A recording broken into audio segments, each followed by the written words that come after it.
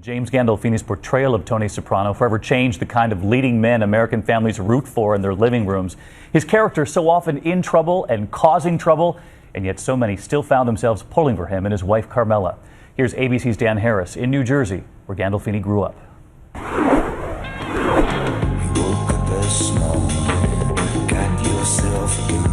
It was the war inside Tony Soprano that made this character so riveting. A mob boss who sees a shrink. But what are you going to do? It's the human condition.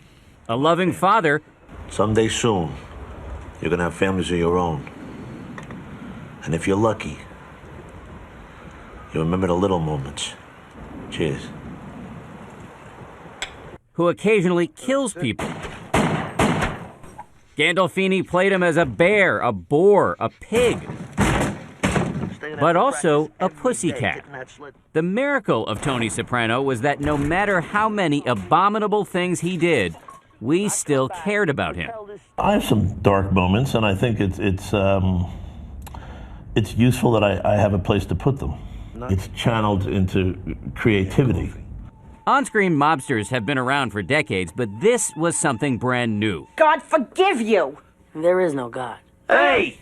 We saw college trips with his daughter, his fascination with ducks, his morning ritual of fetching the paper. Today at the house here in New Jersey that served as the Soprano family residence on the show, there is a real family in residence. And that newspaper that Tony picked up every morning, the Star-Ledger, his face is on the front page. A tribute to a man who ushered in what's been called the golden age of television.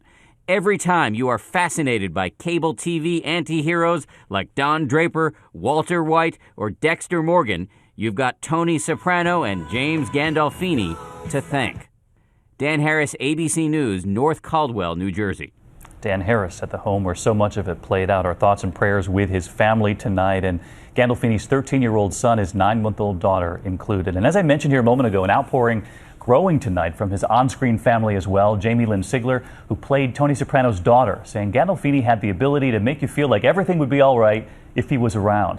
Gandolfini's on-screen wife, Edie Falco, today saying she is, quote, devastated, calling their time together intense and beautiful, saying the love between Tony and Carmela was one of the greatest loves I've ever known.